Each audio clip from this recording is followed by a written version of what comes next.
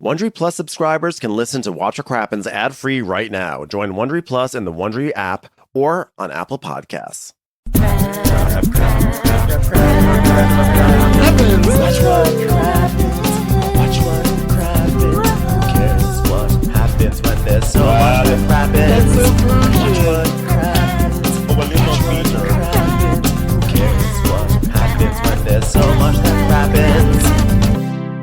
Hello and welcome to Watch What Crappens, a podcast about all that crap on Bravo that we just love to talk about. I'm Ben Mandelker, and joining me fresh in the new year in 2025, Mr. Ronnie Karam. Hi, Ronnie. How are you? Hello, Ben. How are you?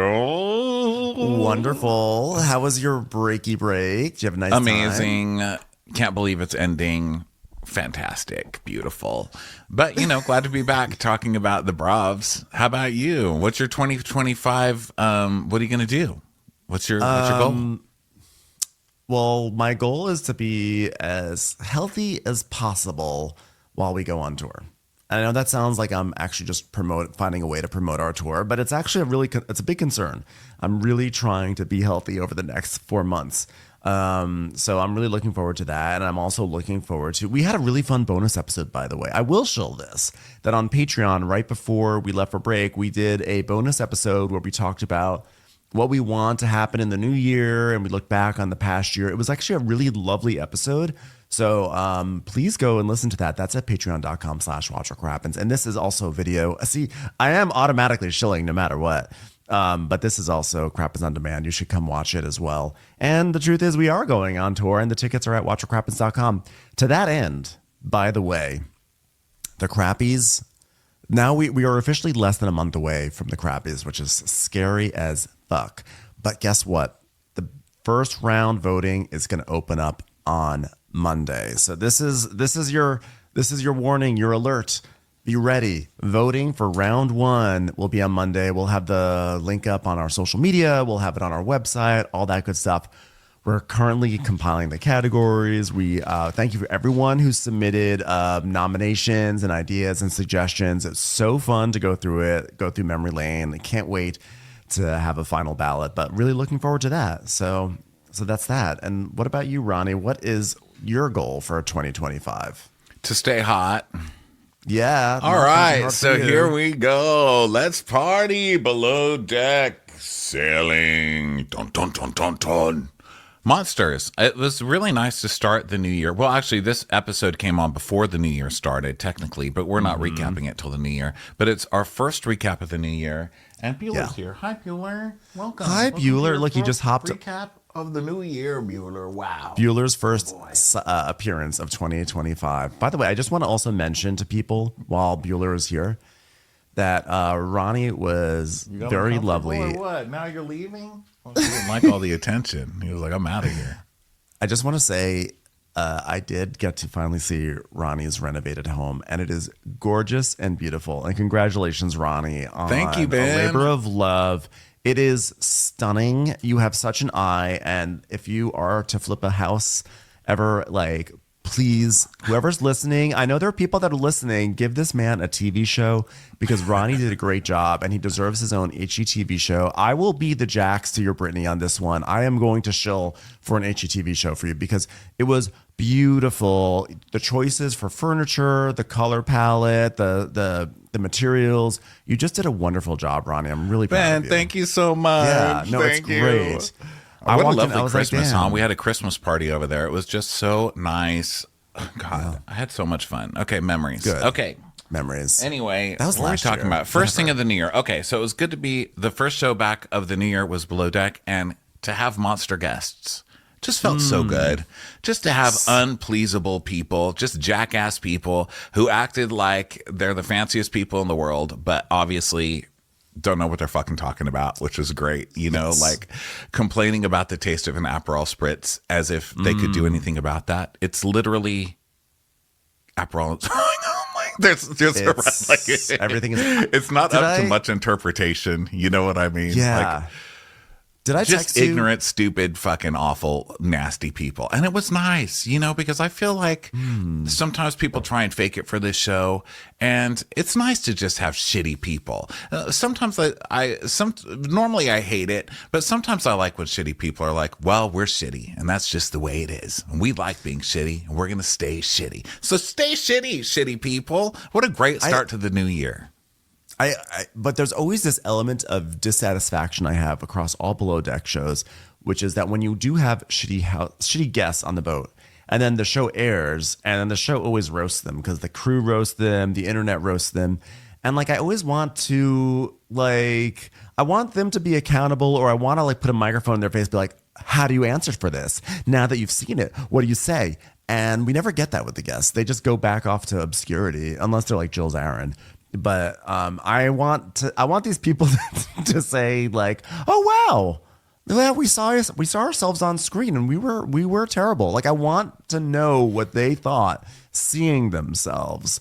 Well, I've often followed up with people on the show where I go on Instagram, I find their accounts because I love to read America just reading these people for filth, and they do. Like that Bobby Rose, or what was that chick? Not Bobby Rose. I love her. Erica Rose and her horrid mother. Yeah. Those awful monster trash people.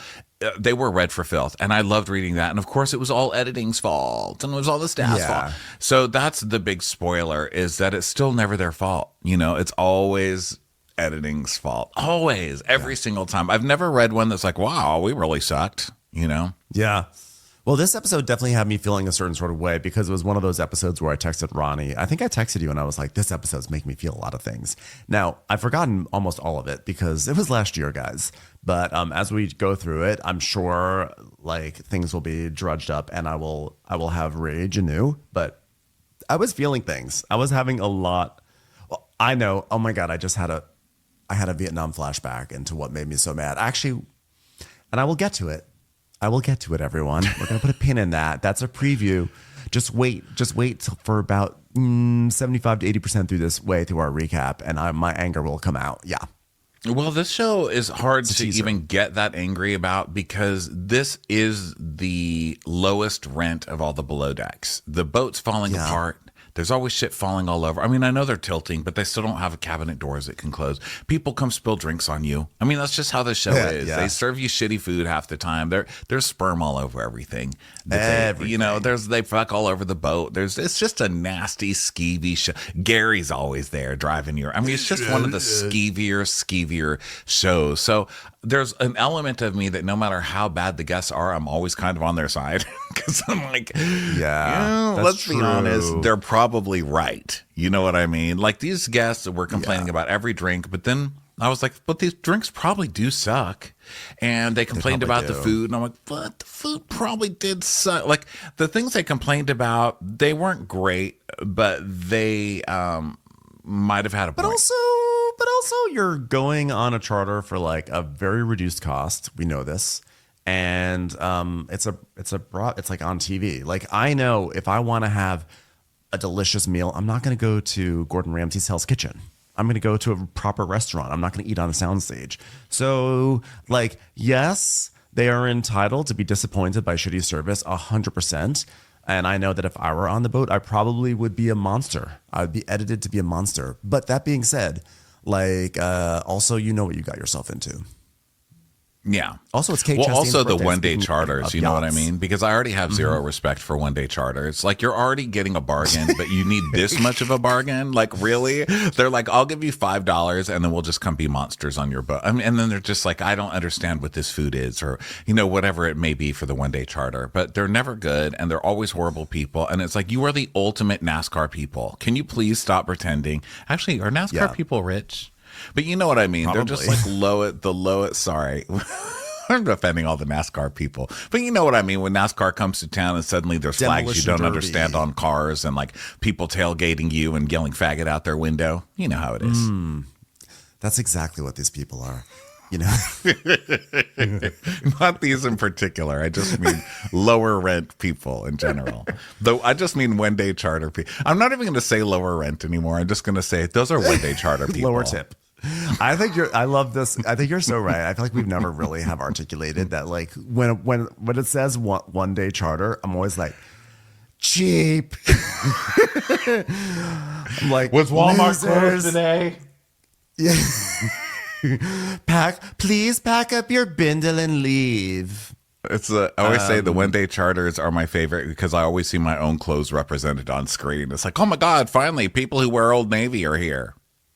But also, like, what's the point? Like, you're like, it's a little bit of it's effort to get onto a yacht and to do all that stuff. I just feel like one day, I mean, it's like, just do 2 nights. Like, you're not gonna, what if the first day you're It's just so seasick? sad. Build in the It's just so time. sad.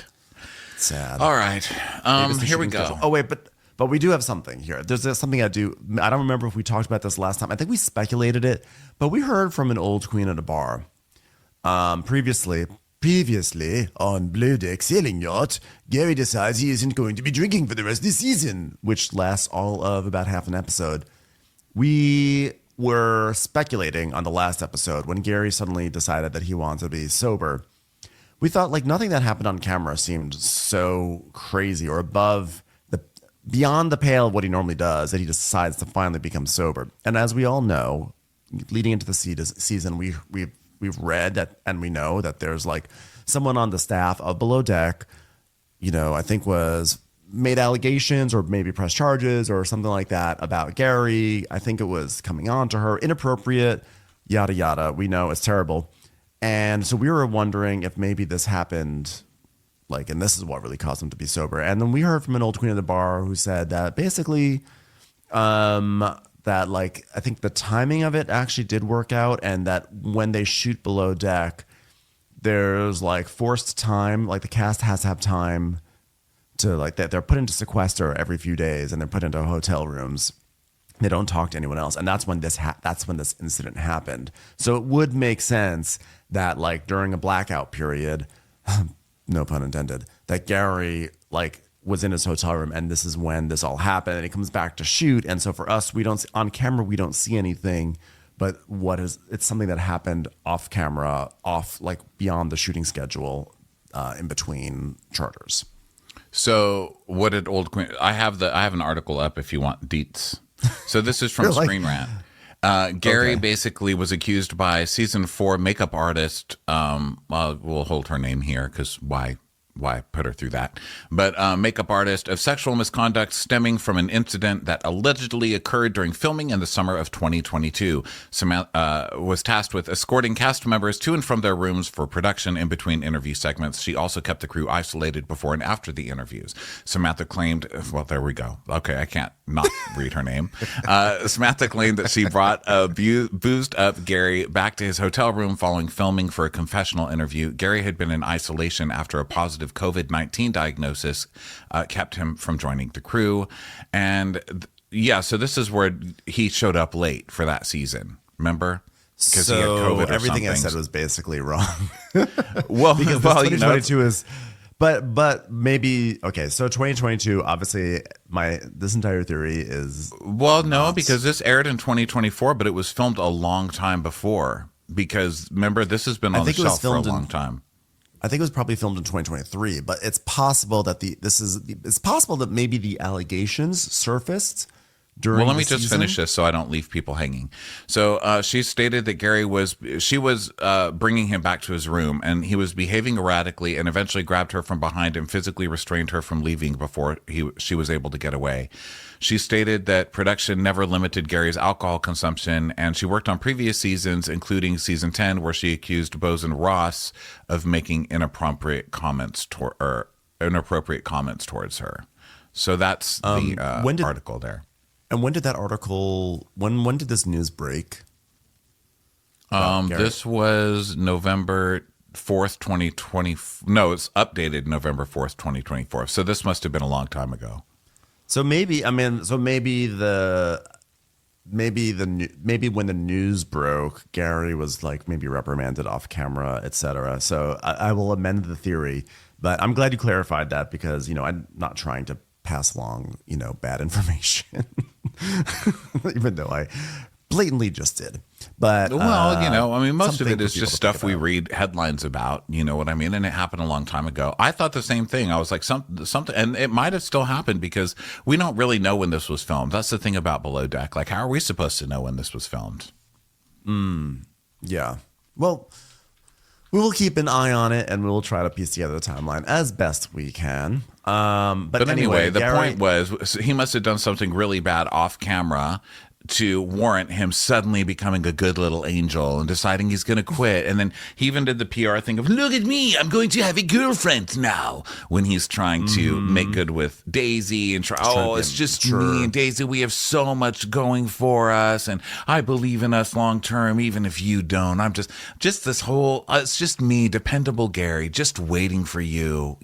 Like, girl, you have been such a fucking monster. And whenever a boy starts this good little boy act, it's because he's been caught doing something very, very bad. Exactly. I think I told the story before. It's like when I was in 8th grade and my parents were like, it's time for you to go to a sleepaway camp. you need to grow up a little bit. And I was like, no, I don't want to leave home. So I went and I washed all the dishes in the sink. I was like, I'm going to show him. I'm grown up. I can wash the dishes. And I was like, I'll fix it.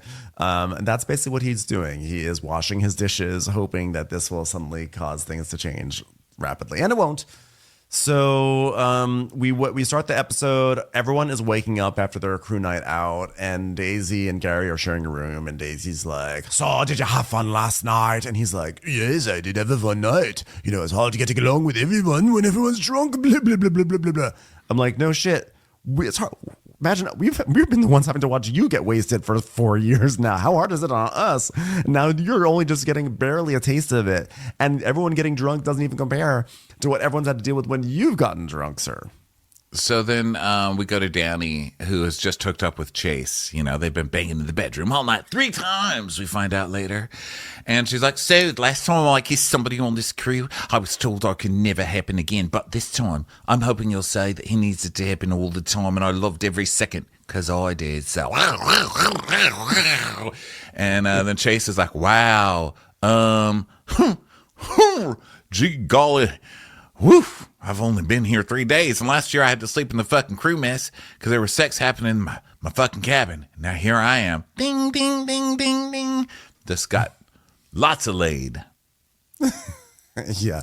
Personality still sucks, though. By the way, I also want to mention my favorite part of that little Gary Daisy scene was that after Gary is reflecting on how hard it was, with everyone being drunk and how proud he is that he got through a night of not drinking. He literally says, we should celebrate. Have a drink off the boat, you and I. So congrats, Gary, for celebrating your new sobriety by toasting to it with a drink.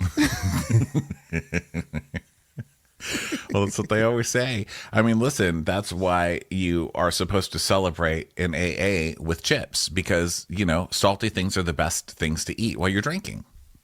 Yeah. That's where the chip comes from. Exactly. You couldn't be like, hey, congratulations on 3 months sober. Here's a cocktail peanut. It's like, that's not fun. We can't really commemorate that. Hey, I broke my teeth on this chip. Well, you're not supposed to eat that, sir. So now Diana is like, how was your night? And Dan's like, oh, it was fun. And she's like, oh, I guess I have to do the fucking master again. Why do you have to clean up the sperm? You blew it, you stew it. That's what I say. Not stew it. That's disgusting. You unloaded. You should commode it. You unloaded it. You should commode it. If you got time to splooge, you got time to stew. Do it. Okay. So the producer's like, hey, so Chase, what about Diana? And he's like, well, Diana's stunning, but I also think she's reserved, whereas Danny saw an opportunity and took it, and I'm not upset about it. Is this The Apprentice? Like Seriously. Because, and this just for anybody wondering what guys like, this easy. That's what guys like. They like it to be easy. Okay. That's all they want. Just make it, whoever makes it is easier for this guy would fuck a Costco chicken sample is basically what he's saying. He is basically like when he gets an erection when he hears the Toyota jingle. We make it easy, easy for you. Sir, you're not supposed to stick your penis in the pipe, right? It's back there putting his banana in the tailpipe like he's in Beverly Hills Cop. It's time for a commercial. It's time for a Crappens commercial. Hello, ladies and gerbs, boys and girls. The Grinch is back again to ruin your Christmas season with Tis the Grinch Holiday Podcast. After last year, he's learned a thing or two about hosting, and he's ready to rant against Christmas cheer and roast his celebrity guests like chestnuts on an open fire. You can listen with the whole family as guest stars like John Hamm, Brittany Broski, and Danny DeVito try to persuade the mean old Grinch that there's a lot to love about the insufferable holiday season. But that's not all. Somebody stole all the children of Whoville's letters to Santa, and everybody thinks the Grinch is responsible. It's a real Whoville whodunit. Can Cindy Lou and Max help clear the Grinch's name? Grab your hot cocoa and cozy slippers to find out.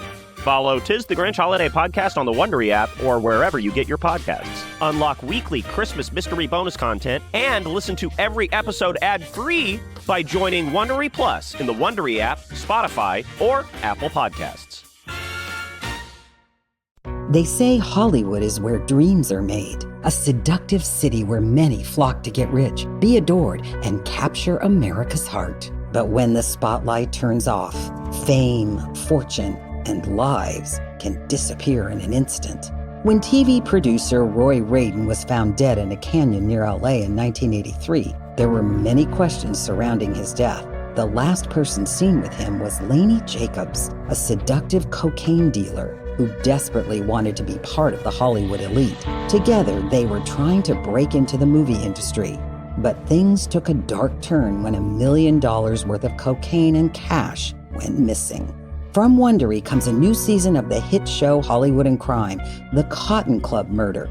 Follow Hollywood and Crime, The Cotton Club Murder on the Wondery app or wherever you get your podcasts. You can binge all episodes of The Cotton Club Murder early and ad-free right now by joining Wondery Plus. Then, so Deanna has to go clean up the splooge. Not fair. So then, Glenn is checking in with Davide. He's like, did you have fun last night? We did indeed. It was so fun. Good times. Good time. Did you bleed? Not that I remember. Ding! Did you go to a cave? No, I don't think. You always ask me if we go to a cave. We never go to a cave. Oh, I'm just holding out hope. So Chase is checking with Deanna, but she's like, whatever. You know, he's like trying to be like, hey, how you doing? Oh, how you doing? Had so much fun. Had a good night with everybody. And she's like, uh-huh. And he's like, shut up. Okay. Shut up, you talkative little minx. All right. Not working on her.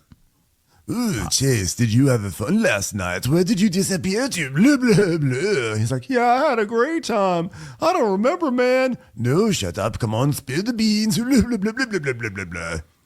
So Danny's going off to Deanna about how hot he was and all this, you know, just rubbing it in. And because, Prattling. You know, people like this also get off on the whole, like, I won the man. Mm-hmm. You didn't win the man. How does it feel not winning a man? How's it going folding those cum rags? You like that? Yeah, I caused those. Like, she gets off more, I think, on the bragging about it to the girl who she beat than the guy that she beat off.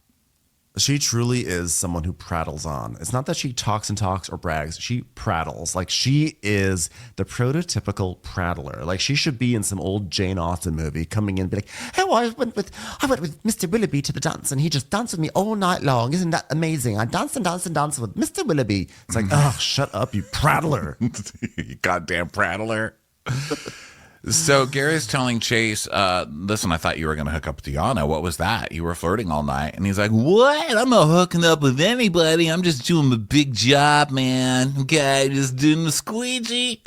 And back to Deanna, she's like, well, I do not enjoy this because you leave me alone for a good couple of hours. And, you know, here I am having to work. And she's like, Well, why doesn't everyone just make out? You can always sleep in the master. Everyone's being silly about this. If you want to have sex with someone, have sex with someone. I mean, if there's someone to have sex with, I'm having sex with them. Where are they? Where are they? Where are they? She can't have sex with anybody. You're there. You're reserving it. You're the first in line at the fucking Hertz rental every goddamn day that they open. How's anybody else supposed to drive a decent car?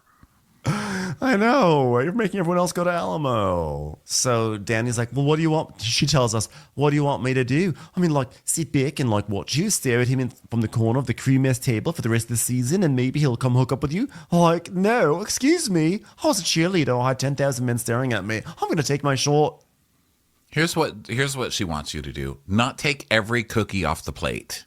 You know what I mean? Mm-hmm. Like, leave some for the rest of the people. Just because a cookie plate is there doesn't mean they're all for you. It's not all for you, cookie stealer. Share and share alike. Can you tell it was just Christmas? You wake up and those cookies are gone, and I'm like, that fat bastard, And I'm really going on my own journey and trying not to body shame people, but I leave a whole plate of cookies out there. I wake up, they're gone, and you just, like, hear a ho, ho, ho, ho, ho, ho yourself, and I just fixed that roof. You fat motherfucker, get the hell off my roof. These cookies were not for you. I did not say you could come in this chimney. There are no children here. I don't even believe in you. I'm calling Krampus. So Danny is like, Gary's sick and hot. Like, you can have Gary. Like, as if, thanks for giving Diana your literal sloppy seconds. Okay, thanks for offering up. There was a season of Survivor where this one girl, I think her name was Poppy or something, she went off on a reward, and they gave her like a mint. And she came back and she was like sucking the mint, and everyone was staring at her and they were so angry. And she's like, oh, I'm sorry. And she took it out of her mouth and offered it to someone, like, do you want it? And it was just like, shut the fuck up. Thank you for offering your Gary mint to Diana. Yeah. I mean, you've already given whatever Gary gave you to Chase. So I guess, at least you're being fair with it. The wrong kind of sharing. And Diana's like, no, thanks. I don't do love triangles. Now, regular triangles, I will play them if Putin asks. Would you like to hear me play Moon River?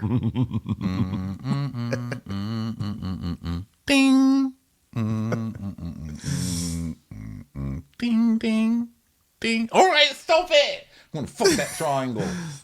I thought that was a little inconsiderate because you said you were going to play Moon River on the triangle, but instead you just sort of accompanied it. I don't think that's fair. Okay, so Deanna's like, that girl moves fast, and I expected her to jump on Chase, but it still sucks, So she picks up the towel. She's like, I hope this doesn't have penis things. Throw it on her face and make her do it. She's like, what? No, that's my towel. It doesn't have penis stains on it. Oh. All right, everyone, Daisy, Glenn, and Chloe, it's time for a preference sheet meeting in the cave. That's what I'm calling the crew mess now. God, I love it in here. Okay, this is a quick overnight charter. Cheap bosses. Okay, Daisy, thank you. Jillian is an operations specialist in healthcare, and Sherry is a celebrity hairstylist.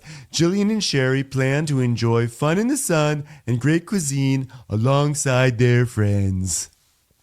Okay, so one of you charges too much for my blood work, and the other one does terrible tracks on Housewives. Okay, I already hate both of you. One is a professional hanger-on, and the other is fleecing America. So Gary's like, Well, the guests would like to enjoy all of the water choice this boat has to offer and hope they can catch some wine for an amazing sail. Bulu bulu billy, billy bulu bula, blue blue blue blue blue blue. Gary, get through the blah blah blahs already. Ding! Diana, stop playing a triangle in here. We're having a meeting. Chase, get your penis out of the triangle. It was there. It was easy, man. Okay, so Cloyce just reads 7 courses. Okay, so we already know these guests are morons because who asked for that? 7? Okay, it's not. Is that a thing? Crazy. Oh no, I don't. If you're going That's to too fine many dining, courses. 5 courses is a lot. Come on, five is your traditional, we know that's right? well, 5 is your traditional for Captain Sandy. Remember, she told Rachel, "Hey, 5 courses, just 5 courses." No, a 7-course meal is fine for fine dining. And we're going to circle back to this because this is where my rage is going to come into, but I'm going to let my rage out at an appropriate time. But 7-course meal is appropriate. What I do think is strange, though, is that pairing with the drinks they all learn to mix. They want to do a mixology course. I think mixing with mixology is a strange, that's a strange request. So they want to do a mixology class, and then they want to do a 7-course meal to pair with their drinks that they're going to make. I don't know. That doesn't sound very fine dining-y, and also whether it's fine dining-y or not, it just doesn't sound like a good idea. Well, it sounds like Gary waiting. It sounds like just alcoholism, right? It's like 8 drinks, 7 drinks. Okay, so I know that 7-course meals are heard of. I shouldn't say they're morons, but you automatically know they're jerks. Because when you come on a one-night charter and you're just like, make us 7 courses.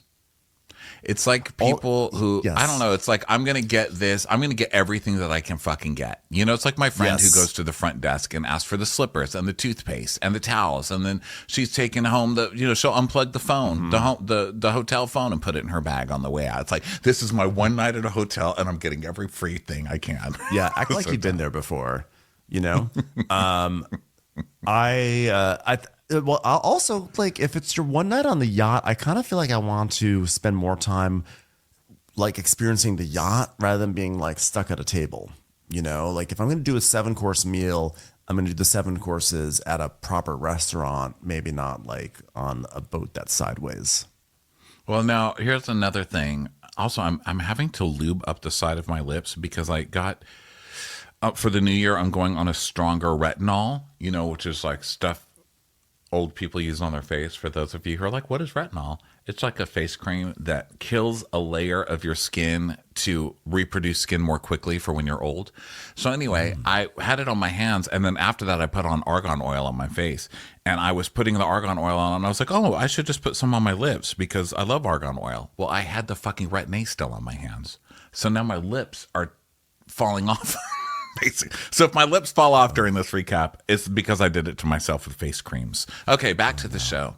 So also, to stand up for the guest real quick, I don't think they specifically said they need to have 7 drinks in their 7-course meal. They just said they wanted the drinks they learned to be paired well. You could do a mojito and pair that with lots of different things, with coconut, or the mint could go with this other thing. Maybe the first 3 courses go with 1 drink.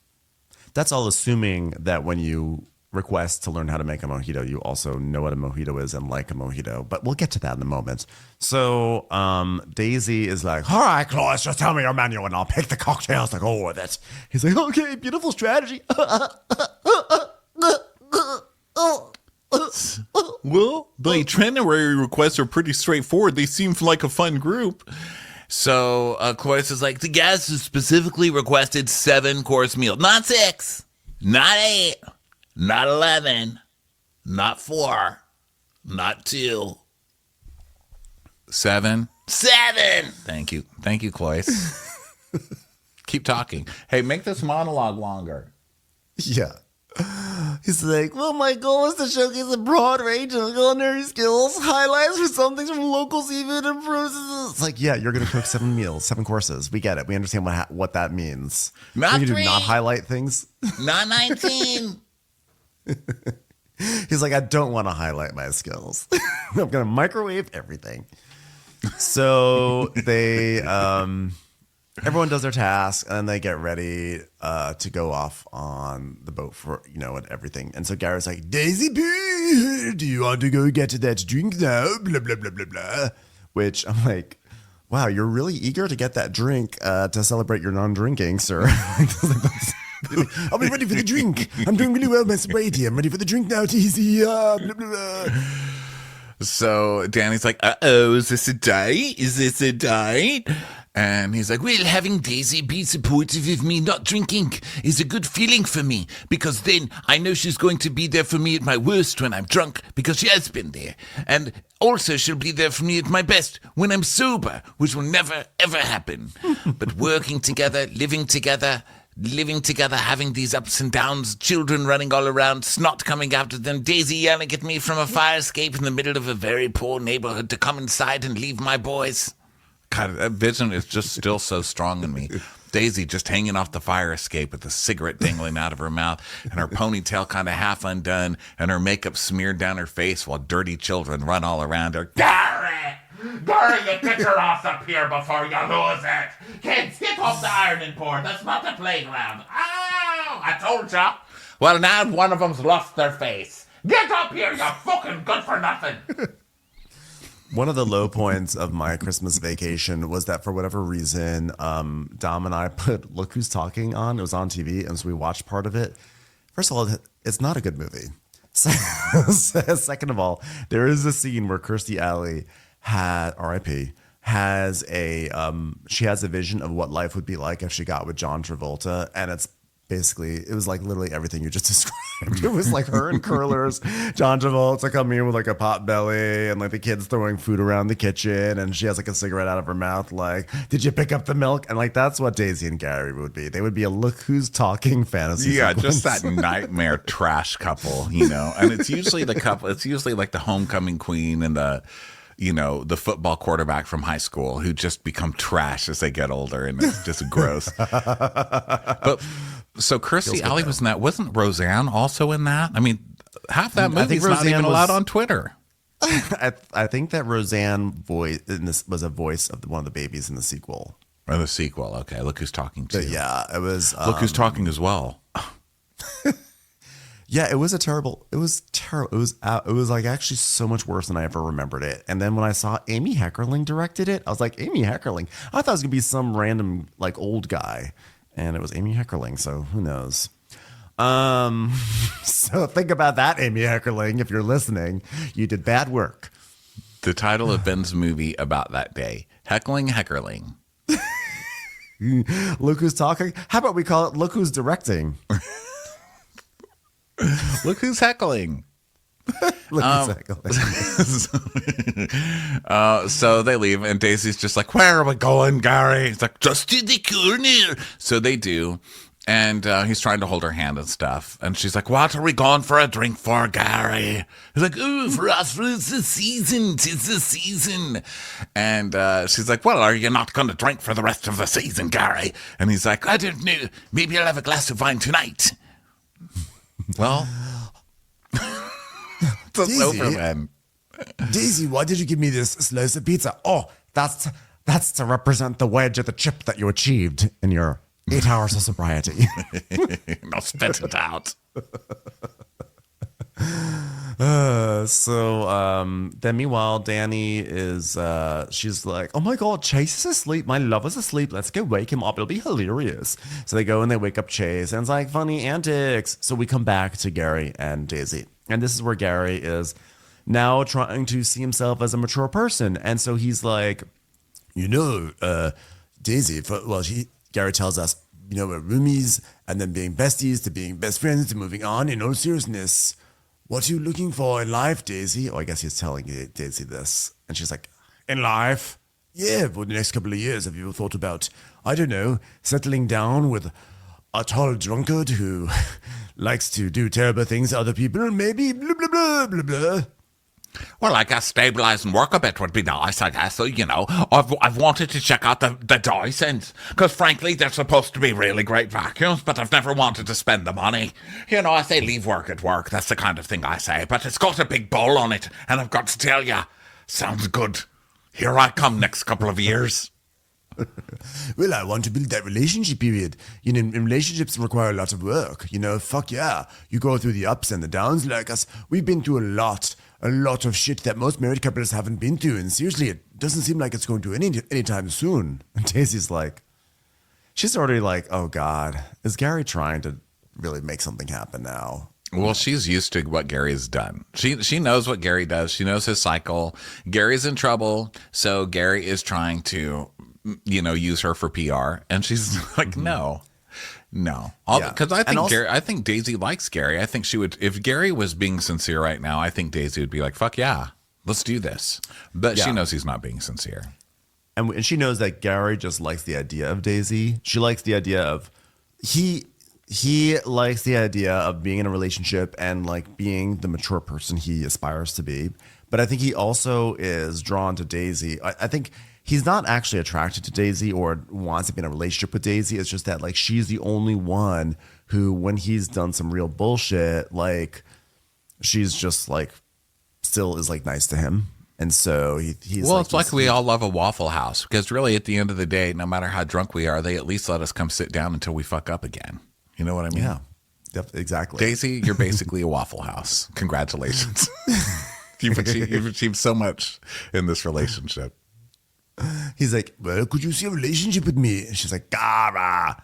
I mean, I'm just asking for a friend here. I mean, imagine I wasn't here and someone asked you that. Could you see yourself in a relationship with Gary? And she's like, Gara, you just like the idea of me. I mean, you need to be honest with yourself. You know, I think we both have a lot of work to do on ourselves, but I think I've been working on myself a lot more than you've been working on yourself. I mean, I think anyone's can work on themselves more than you've been working on yourself. That turtle over there on the beach has worked on itself more, and it's dead. It's a dead turtle, and it worked on itself more than you. Let me just say, as a person who doesn't really care about either one of you, truly, and I can say that with heartfelt, in a heartfelt way, neither one of you have worked on yourselves. You're both exactly the same. Okay, carry on with your fake conversation. You are both exactly the goddamn same. What are you talking about? He's like, what? I've worked on myself. And she's like, I think that you can get into a relationship with anyone. I think you need to really work on yourself because you're not going to have a healthy relationship with anyone. He's like, yes, but don't you think it's good to find someone in life that you can work on yourself with? Someone that brings out the best in you, like Hellman's? She's like, I don't even know what the Hellman's is, but you have to be in a secure relationship and you need to be with a secure person. And we're not secure people. I mean, look at me. I'm Daisy, for crying out loud. Daisy. She's like, you're talking about somebody fixing your problems, Gary. And he's like, how can someone understand your problems to have someone come in and say, okay, I'll look at it from this side. Isn't that what love is? No, you want to date a fucking roll of paper towels to come in and clean up your mess. No. Someone to hold my hand, someone to clean up my mess, someone to slap me in the face when I get too drunk in between charters. Being blah, blah, blah. Being blah, blah, blah, blah, blah.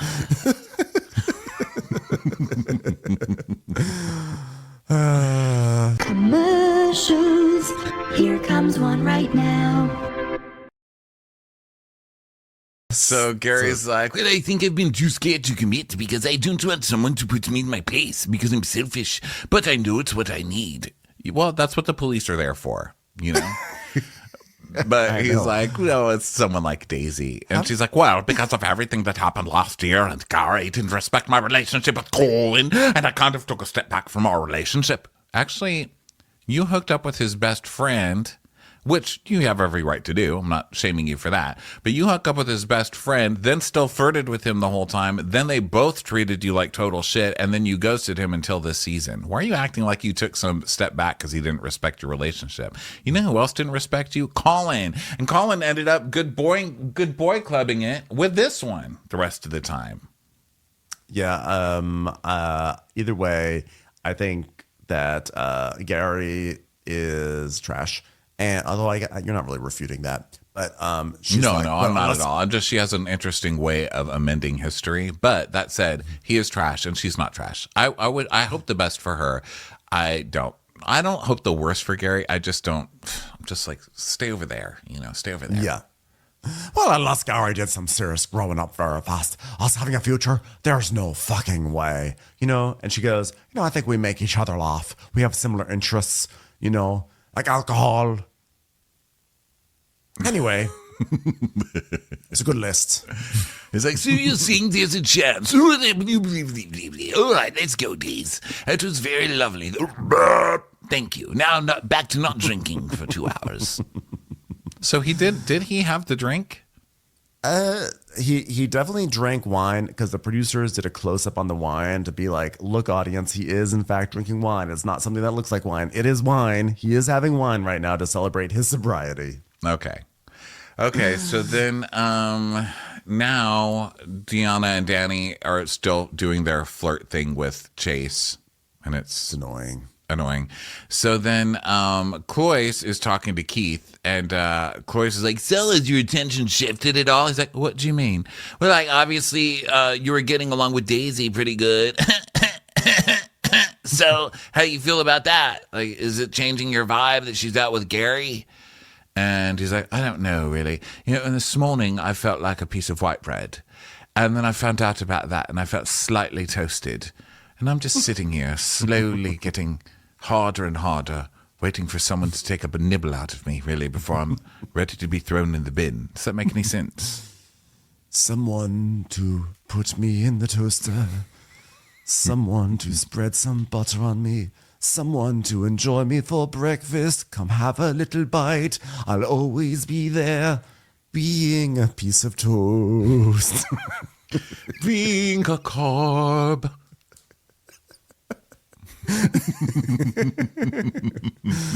So Gary's back, and he's like, so what'd you guys talk about? He's like, oh, just fucking everything, us, where we stand. And Chloe's like, where'd you guys stand? Where are you guys? He's like, I think we're in a good place.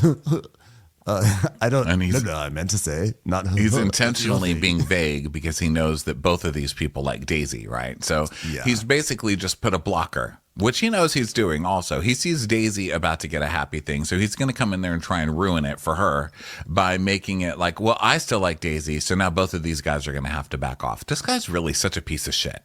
He's such a piece of shit. So he's intentionally being vague. I'm like, ooh, I think it went really well. No, it didn't. She just told you had no fucking chance, dude. But of course, you're going to come make it sound like you do have a chance so that they don't have a chance, right? So then Keith tries to word it like, well, you know, it's just like a classic high tension work relationship, you know, right? Just work. And Gary's like, well, actually, it's pretty full on. So, what does that mean? Yeah. You know, just it was a respectful relationship about chips. And anyway, I need to go. I need to go lie down. I'm pretty buzzed from my sobriety.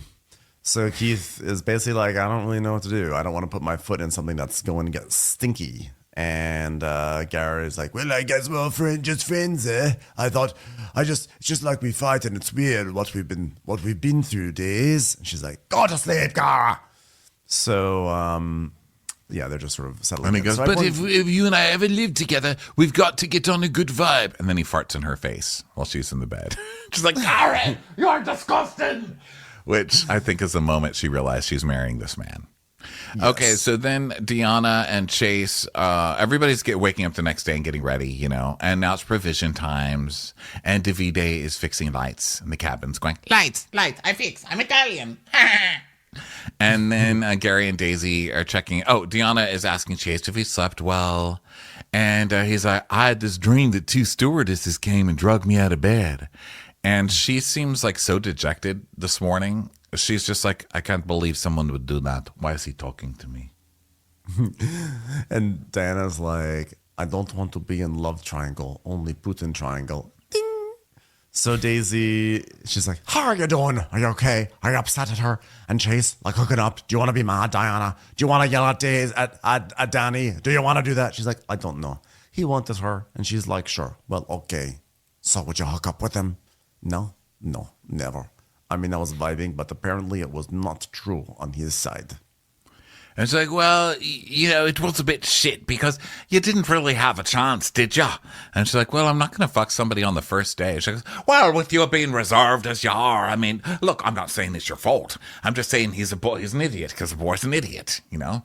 Yeah, you leave a chicken wing on the table, the boy's going to eat the chicken wing on the table, not the one that's in the refrigerator that needs to be prepared first. It's just how they are. We are, I guess. I'm gay. What am I talking about? We're the worst. Yeah. Diana's with this like, stuff. I feel like Danny sees everything as competition, and fuck that. I don't fight over men. No, thank you. I have more things to do with my life, like sit in corner and stare angrily at something. I have more important things to do, like clean the cum rags of people who are fighting over the men, you know? So then Deanna's like, he wanted easier and he got her and that's it. So that's true. So then the guests come on board and Daisy gives them the tour and stuff. And their first complaint is when they see the hot tub and they go, well, it would be nice if that was an actual pool. It would be nice. Maybe next time, go to a pool. Yeah, maybe next time, like, read the fucking listing of the Airbnb that you rent. You know what I mean? Yeah. It's like you show up to an Airbnb. There's a kitchen sink, but it's not a pool. So there's 5 points off. Maybe next time, look into what a boat is and look into what a pool is and see why maybe they don't play well as friends. Yeah. Okay? Maybe. Yeah. So now they're like, can we have help unpacking our bags? And so they're already making all the requests and everything. So they leave port and now the guests are asking for drinks and they're just being so obnoxious about it. They're like, Daisy, can we have another drink? We have a refill. Can we have a drink? Oh my God, I left my drink over there. Can we bring my drink? I lost my drink. Yeah, and they're like, where is she? Did she forget about us? And someone's like, oh, she's tired. And they said, well, did you tell her to make a margarita? Daisy, get my champagne from my bathroom. I mean, God, I'm not on vacation. If you want something, ask the right people. Oh, no, one of her friends is like, I'm not getting that. If you want something, ask the right people for it. So then they're like, I mean, is there a button you can press? Like, where is everybody? Oh, my God. And they're just like making lots of requests and everything.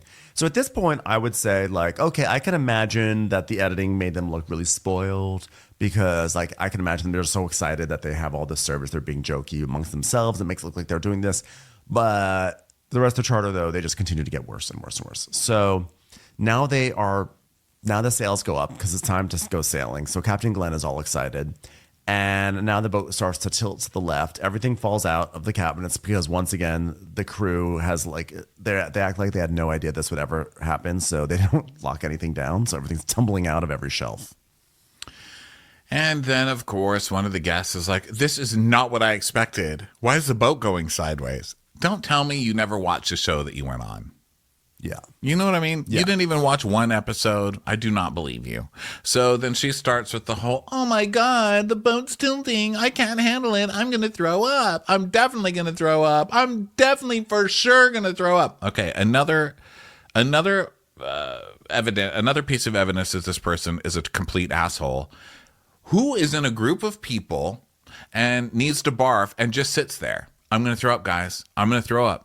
Then get your ass up and go to the bathroom. What are you doing sitting here? You're going to throw up on me? You don't have anything to throw up into. You're not bent over the side of the boat. Are you planning on me being your target of throw up? Because I will throw your ass overboard. Okay? Who the fuck invited this person on? That's the last time I would ever go out with that person. One of my best friends, I was driving her home when she was wasted, and she said, I have to throw up. And I said, I'll pull over. And she said, I can't wait. And do you know what this little angel did? She barfed in her purse.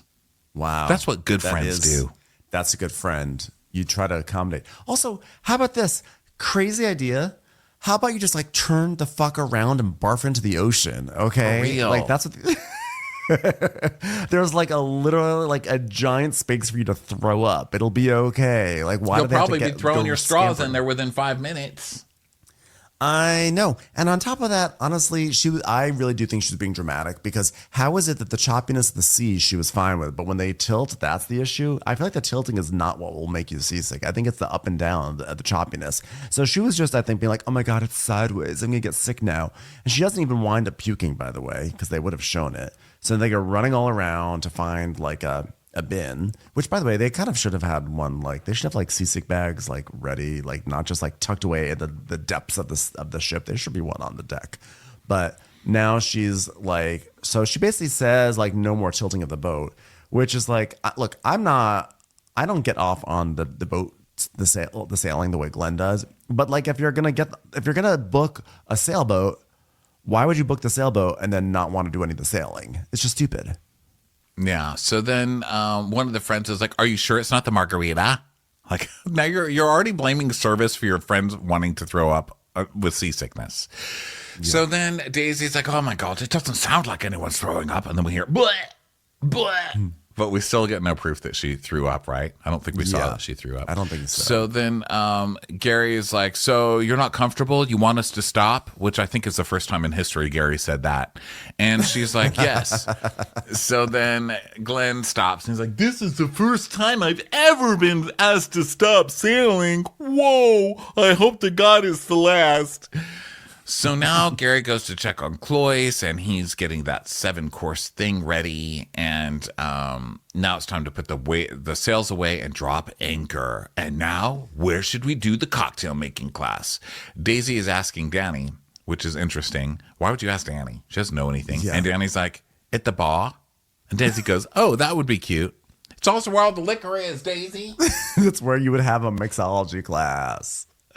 So Daisy asked Danny to like get some stuff ready, and then Danny is like talking to this woman Jillian about like when they want to do cocktail mixology and Tommy and everything like that, and they want to do like class at 7:30, dinner at 9:30. So just getting this ready, and then Gary, like they're all kind of glum. So Gary's like, "Hello, ladies, do you want to try some sea bulbs today?" Blah blah. So they're like, "Okay," and so he's like showing how to do it, and they're like, so wait, so you're literally like a fish in water? Like you're just going to go straight into a shark's mouth or a dolphin's mouth? Like, well, a dolphin's mouth could be pretty cool. I've already made out with a shark. So, try everything once. Am I right, ladies? Tink. I love that dolphin's mouth is like the worst version for her. She's like, we're going to wind up in a shark's mouth or a dolphin's mouth. I guarantee you the dolphin is not going to be sitting there with its mouth open waiting for you to come into it. Well, you know, little fish don't feel like that. They're terrified. You know, she's got little fish energy. So then Gary's like, yeah, I don't have any idea if these guys are having a good time, probably. And I don't like that one bit. So fuck it. I'm going to wet these people. You're getting wet, girls. And then he starts pulling them into the water and stuff. And they're just bored. They're like, you know, sea bobs, meh, I tried it, stupid. Well, the water should be fun, but it's not. They just hate everything. They hate the drinks. They hate the service. They hate the tilting. They hate being here. Everyone's been nothing but lovely to them, and nothing has really bad happened to them yet. They just came on here to be fucking miserable and act like they're better than everything. And everybody. It's actually been a very functional charter compared to the others, you know? Yeah. They would have, you know what? This would have been really Emma's time to shine. She could have been like, oh, so you hate everything, you're bored by everything, you should meet my sister. She says, I am like that. I guess I'm just like you guys. Yeah. Mortifying. Emma would have finally identified with some guests. You know, she would have been like, I hate sea bulbs as well. I mean, seriously. You hold on, they work, dragging you through the ocean like a piece of garbage. Unbelievable. I did once find myself in a dolphin's mouth, and you know what happened? The dolphin said, you're doing it wrong. I mean, I can't do anything right, apparently. And then my sister came and rode that dolphin off into the sunset. Pathetic. So now it's getting set up for mixology, and Deanna's like, well, you know, let's get what we need for the drinks. And Danny's like, well, I've accepted everything on this boat is extremely unprepared and unplanned. Well, you were put in charge of preparing and planning it, so I think this would be on you. Yeah, exactly. So these guests who requested a mixology class seem so uninterested and unenthused about doing this. So they gather round, and Daisy's basically like, all right, ladies, if you're ready, we're going to make some drinks. So then Daisy is like, she starts off with like a mojito, which she makes with brown sugar, which I was like, I didn't think brown sugar was really a mojito ingredient. That was a strange choice. And they just seem so uninterested. They're like, is it? Do you not put brown sugar in a mojito? I thought it was just white sugar. Is it brown sugar? Well, I always see the cane sugar sticks that they put in there, but I don't know what actual kind. Are you looking brown it up? Sugar is like molassesy. Is brown sugar? Yeah, I don't know. Brown sugar mojito? Sounds fancy, but I mean, I don't know. I'm I asking just use it AI. for cookies, personally. Well, Or according glaze a to carrot every AI once in a while, am I right? Well, Padma AI says, no, brown sugar is not typically used in a mojito unless you're Gail. The traditional recipe for mojito calls for granulated or white sugar. Stupid. Yeah, it doesn't surprise me that Daisy doesn't really know what kind of sugar to use. So, which isn't even meant to be a sick burn, but her mixology is like, all right, here's my Google results on my phone. You know, she's just like staring at her phone. She's like, all right, sugar. All right, we've got sugar in there. All right, we've got some rum in there. It doesn't look like you're getting a course from someone who really understands mixology, you know? This is kind of like basic bar drinks at this point. And so, but what's funny is that they seem like, it feels like these people have never even encountered a mojito before, because she's like, all right, we're going to put rum in there and some mint and some sugar and some soda. And they're like, and we're supposed to drink this? Like, yeah. It's a delicious, delicious cocktail. Yeah, it's one of the most delicious sugary cocktails. And yeah, Shari's like, we're going to drink this. And she goes, well, I mean, hopefully it'll be nice. And then the poor husband, there's one husband on this trip who's trying to be positive and no one will let him, you know, but he's like, oh, that tastes really good. And then someone goes, really? I don't know. Okay, you hate a drink laced with sugar? Get the fuck out of here. I have no patience for you people. My God. Sugar. It's like it's the most beautiful drink. And so then they this go on to a reminds me of mango. when the Applebee's opened in our town and my mom tried to go la-di-da at the Applebee's. She was like, well, let me tell you something about these cheese sticks. They're frozen. Oh, yeah. They're frozen. I was like, yeah, you're a real 5-star fucking diner there. Where you're like, Mom, you're being a bad apple. No, because that's reserved for busboys who don't clean the tops of the picture frames like me. Yes. Rondell, bad apple. So then they move on to a mango martini, which admittedly to me sounds kind of gross. I like mango, but I just think that like things like that can often go too sweet and go like awry. So they make this orange blobby drink, and then this girl goes, "It's not sweet enough." What? That's the thing. Like no one ever says that about cocktails. It's always the other way around. It's too sweet. It's too like cloying. It's too awful. She's like, This mango frosty, it needs to be sweeter. Lady, get off this boat. Here's a customer service for mangoes. Call them. Let them know. And so Daisy, I like Daisy's response. She goes, not sweet enough? Good to know. Good to know. And then Shari's like, yeah, I'll pass on this. Why are you guys being so judgy? You're the ones making the fucking drinks. That's the point. Yeah. If it's not sweet enough, make it sweeter, dummies. Yeah, You're the you bartenders here. That's the point. You're supposed to cuss. She's giving you the skeleton, okay? You add the stuff to it. Like, come on. So Daisy's like, well, naturally, I'm a people person, as everyone can tell who has ever watched this show. That's me. But I can't read what's going on. People person Daisy. So they're like, yeah, then Sherry's like, I can't drink that one. It's really bad. And like you said, it's like, you made it. You Yeah. made it. You can fix it. So then now Marcel's like, I think we should just quit this. And Daisy's like, okay, well, can I get you anything in the meantime? And Shari's like, maybe some water? I mean, gross. So Daisy's like, yeah, this is fucking not sweet weird. enough. This water.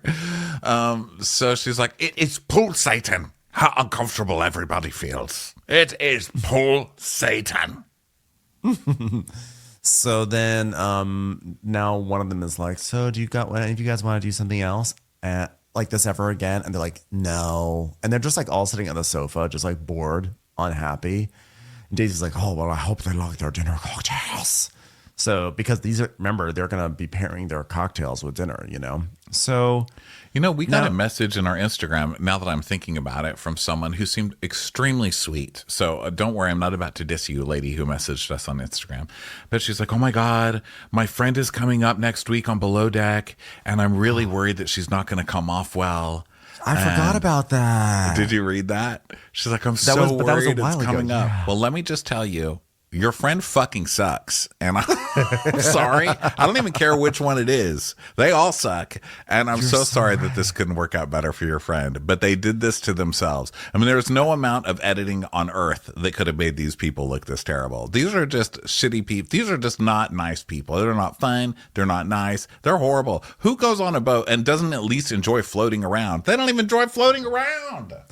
Like, I can understand not being so excited about the water toys because I could see myself being that person. But, like, I don't understand how, like, you want to do a mixology course and then you're like blah about it. Maybe it's because these are kind of like your basic drinks. They're not, maybe they wanted something more exotic and fascinating, but still, like, you have fun. You're drinking your booze, you know, like it's not the I don't drinks know. and it's not the tilting and it's not the water tour. It's everything. It's that it's every little thing the whole time. It's that they have to come on and belittle the staff and just treat everybody like crap for themselves to feel better. You know, it's typical Below Deck awful guest behavior, and they're really checking all the boxes. So now we're talking about this 7-course meal, and he's doing a salad, baked oysters, crab cake, soup, fish. And he's like, you could pack a lot of good stuff into a 7-course menu. When I was 11 and did my first 7-course menu for President Clinton, don't worry about the timeline. It's not supposed to make sense. He loved it. But, you know, mostly it was cheeseburgers, fries, baked oysters. Those were still there.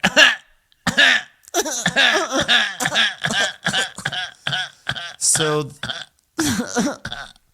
if you're going to do a 7-course meal, the dishes have to be small, and usually like they're going to be like refined. They'll be like a little this, a little that, you know. It's like almost like a tasting menu, you know.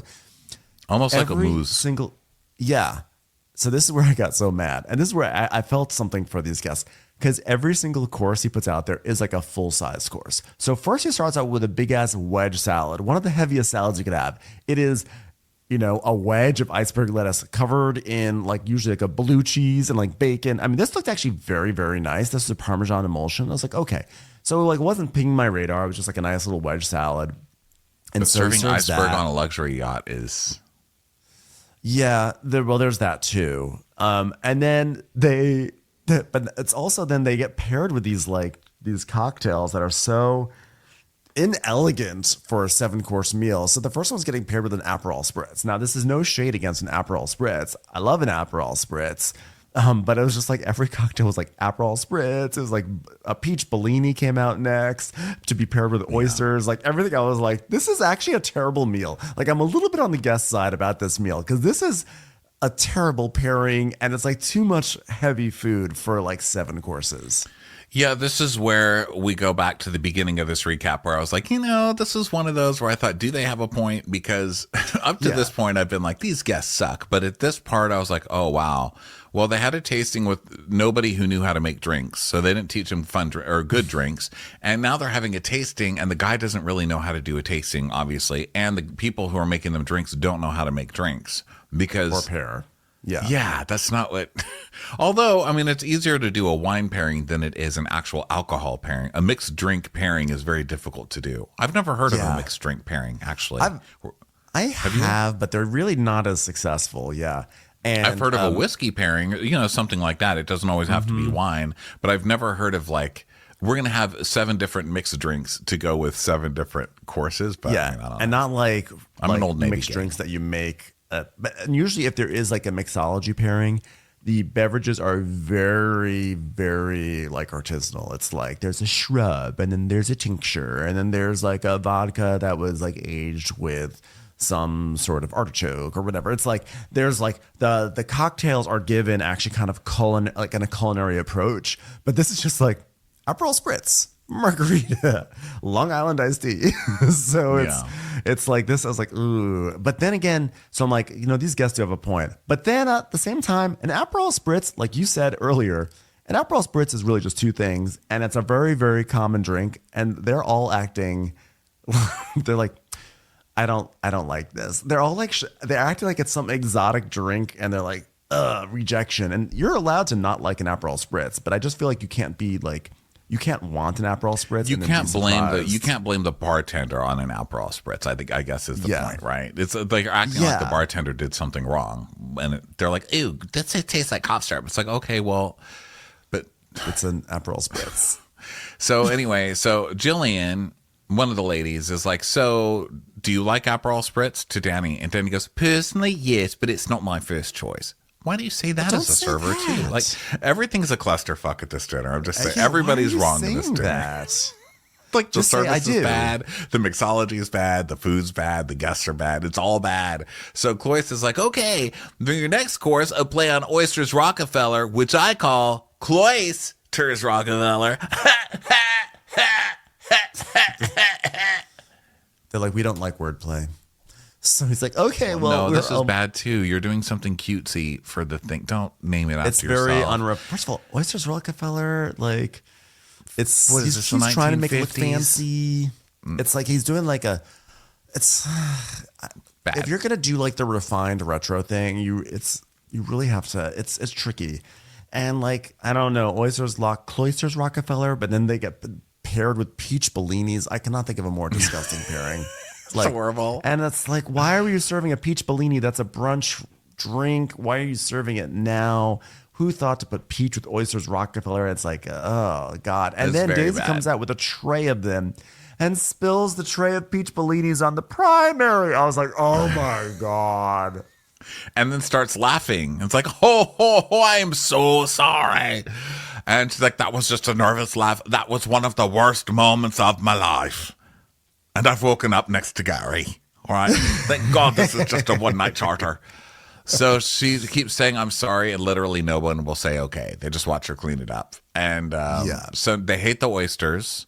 And also, she's serving way too many oysters at one time. Why aren't they just serving them one oyster? This is It crazy. should be one oyster. Yeah, Yeah, that's the thing. so- It's number 2 out of a 7-course meal. I was getting so mad. And then, but then I'm like, oh God. So these guests do have a point. But then one of them is like, does anyone want mine? This is Sherry, who is the primary. She's like, anyone want mine? Because I don't eat oysters. And so then she's going to get a shrimp replacement. And then they go downstairs. We don't have time and for a shrimp replacement. This is a 7-course meal. If you don't like something, wait till the next course. It's in 2 seconds. There's no time. But then they look at the preference sheet. Not only does she not say she can't eat oysters, she actually requests oysters on her preference sheet. This was Fuck bad. these people. And you can see that he literally circled where she said that she likes oysters so that he would be sure to include it on the menu. So he went out of the way to give her something that she likes, and she's turning it into something like a weapon. So she's like, so Jillian's like, okay, we need smaller drinks, which I think is valid. And so Shari's like, Daisy, this Aperol Spritz tastes like cough syrup. That's where we get that. And she goes, well, you don't like Aperol Spritz? And she goes, do you? She goes, yeah. So Daisy brings the spritzes downstairs. She goes, they don't like the Aperol spritzes. And they just all crack up. Everyone down there just starts laughing. So then, so Jillian's like, these drinks are too strong. How am I supposed to have 7 drinks? Which is, again, that's a lot, 7 drinks. So Daisy's you drink like, a sip of it, but whatever. I I think know, she's you got don't a have to point finish it. overall. So, yeah. Exactly. So then Clois brings up the next one is a fried crab cake. And it's not like a dainty little crab cake. They all get like a giant frisbee on their plates. I'm like, what are you doing to these women? This is so much food. This is Yeah, it's crazy too for a much. 7-course meal. And So it gets then served is with a a mango classic- daiquiri. Yeah. Oh, what is it? Say it again. A mango daiquiri. A mango daiquiri. They're really Like, you're not leaning in into the mango tropics. too. Yeah. Yeah. I guess maybe it's like maybe it was on their request. Just nothing makes sense. Yeah. Very, very not good. And then they have French onion soup for the. Why What's not happening? a gazpacho? You're in Spain, a gazpacho. So I think he is doing what you were saying, which is the nod to like the supper club or whatever, like the 50s yeah. stuff, but like mid-century kind of food. But I don't know where this. Yeah. It doesn't make sense. So then, and it's all also cold weather food. You know what I mean? So Yes. then, Great point. they search it with a Hennessy French 75 or whatever. So then Shari's like, well, what happened to Daisy? Did she go take a nap? She's serving you 7 fucking courses, dude. And she's probably not wanting to come up here because every time she comes up here, you guys bitch at her about something. She's probably hiding from you. Now it's 11:50 p.m., which I also did not even notice this. 11:50 p.m. when the 5th course comes up. It's a giant Mediterranean sea bass with squash puree with a passion fruit mojito. I mean, look, if the guests requested tropical drinks, then that's fine. And you could definitely have a tropical drink with a crab cake and even sea bass. But it just seems like this is such an inelegant and disgusting pairing that's happening all night long. So then they're just exhausted and they're like, we're so tired. This is too much alcohol. Can you split the drinks? And Daisy's like, you don't have to drink them all. I'm like, no, split them. Don't say that to a guest. Like, it's so Yes. weird. Even though I just said it, I didn't say it to the guest. It's just weird. So then they're like, no, just instead of making 6, make 3 and then split them. And she goes, oh, okay. I'll do that then. And then one of the friends is like, sorry, you're just getting on her nerves. And she goes, well, it's her job to remember what the guests want, right? She's definitely talking. And one of her friends is like, yeah, well, she's definitely talking about you now, babe. But Sherry is right, because that woman, Jillian, did request like a small drink and they gave her a full size drink. So like that is, I mean, I give a point to Sherry here.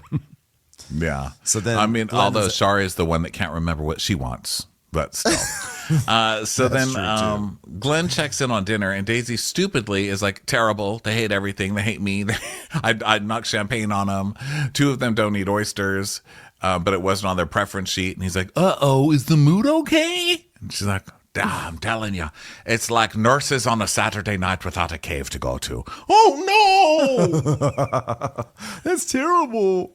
You know, we're used to guests walking off happy and having a great holiday. And on this charter, we're meant to bring it up to a higher level. It's not moving in the right direction. Like this boat, trying to stay afloat, which it rarely does. I'm starting to worry. You know, I remember this happened one time in 1982. I just said that so you guys, there it is. The picture of me with an afro. Okay, there it is. All right, go on with the show. So then they're like talking shit, and Glenn's like, you guys stop it, because they may like show up at the staircase. So then Clois goes upstairs. He's like, all right, the 6th course for you this evening is a filet mignon, mashed potatoes, and a side of another filet mignon, and a cream sauce, and you have to eat every single bite of it. And so then they get an apple crumble with vanilla ice cream and And a baby Guinness. It's too much. which is Kahlua and Bailey's in a Guinness. Delicious, actually. I love a baby Guinness. So it's a lot. It's just a lot of heavy stuff. So then downstairs, I guess Keith has just woken up and he's like, Clois has a Royce. That's a Rolls Royce. Okay. And he's like, good morning, Keith, buddy. Yeah. And then the guests just like go to bed. They're like, ah. And Daisy's like, fuck tonight. Dropping the ball, Daisy. Blah, blah. So Gary remembered last night. Blah. So Clois is giving Chase shit about hooking up the other night. He's like, so how are you in bedtime stories the other night? He said, great, man. I actually got 3 bedtime stories, if you know what I mean. Ding, ding, ding. Deanna's just playing the triangle still. I will practice triangle and not care about the bedtime story. And then he's asking, what about you? What about you, Clois? And Clois is like, well, I think honestly the one I find to be most attractive is Daisy, and obviously a bit older. And Jace is like, well, like, you're her equal, bro. Like, you're a head chef. I don't give a fuck how old she is. If you're intrigued and she's intrigued, you might just have to get it out of your system, buddy. Yeah. So then Gary's checking in with Daisy on their last day. And she's like, I'm awful today. I'm dreading it. And so she's like, oh, Chase, Daisy, Chase. Listen, there's a bag in the corridor. I'm worried it's vomit. And so he's like, do you want me to get it and open it? She goes, I'd love it. So he opens it and he's like, yep, it's vomit. Oh, why'd you have to do that? Don't put your face in it. Yeah, also, like, why didn't you puke in your toilet? Is that a strange request on my end? Like, to, like, It why? has to be Shari's, right? It's like the lady who refuses to barf in a toilet. Yeah, because then later on she mentions, she's like, oh, I couldn't find my trash bin, so we had to find a bag for me to throw up in. I'm like, what about your toilet? Have you never thrown up in a toilet? Do you not understand how to do it? Super weird. So they dock. They serve breakfast. They serve like a quiche. And as soon as I saw that quiche, I was like, they're not gonna like that. I'm just telling you right now, they're not gonna like this quiche. They're gonna be like, why is this omelet so tall and why does it have a crust? Yeah, they do enough, not they like don't it. like You're it. correct. One of them's like, yeah, that is not good. So And now Daisy walks by Chase and Danny, who are hugging. And Daisy's like, neither of you have something to do. Go find something to do. And Danny immediately gets all defensive. And she's like, oh, my God, as if you're doing any fucking thing, bro. She's literally walking by to work. She's exactly. And Danny's like, Chase comes like past for like 3 minutes and just comes and speaks to me. And then Daisy walks past and has like the goddamn audacity to be like, do you not have anything to do? I'm like, it's not her audacity. It's her job as your boss to make sure that in this moment, while the guests are having breakfast, that you're, I don't know, cleaning their bedrooms or doing something other than flirting with Chase. For fuck's sake, woman. So Deanna's like, yeah, but I mean, it annoys me too. She goes, well, then say something. Don't get pissed off at me. Say something. She does. And then you act like this. And by the way, Daisy did just say something to you and look at your reaction. So don't act like you're literally said something. You're so calm with people just saying things to you. Weirdo. She literally just said, if you have time to lean, you have time to clean. And like, now you're acting like it's shocking that anyone said that you had time to lean when you were full on leaning. So the guests are packing up and everything, and Sherry, they gather in like the salon, and Sherry's like, okay, guys, just between us, does anyone have any complaints? Do you think that you had 5-star service? And Jillian's like, well, I got sick and we couldn't find a trash can. They said 7-star service, I think, because I was like, how many stars are there? Yeah. At some point they said, is this 7-star service? I was like, wait a minute, are we changing the rules now? Jesus, we got to fight for our stars these days. And so, yeah, Jillian's like, I got sick and we couldn't find a trash can. And then this woman, Tanya, goes, yeah, I don't know what to do with the trash can. Go barf in a toilet, people. Jesus. So this is weird. They're having like a little meeting about what they're going to tip, I guess. And so then they bring in Glenn. And, well, the crew, someone on the production crew obviously tells Glenn. They're like, go talk to them. So he's like, hi, is everything okay? Is there something you want to tell me? And so Jillian's like, well, we're trying to debrief to find out pluses and things that could improve. And when it comes to this level of luxury, you want what you pay for. And there was just a few hiccups here.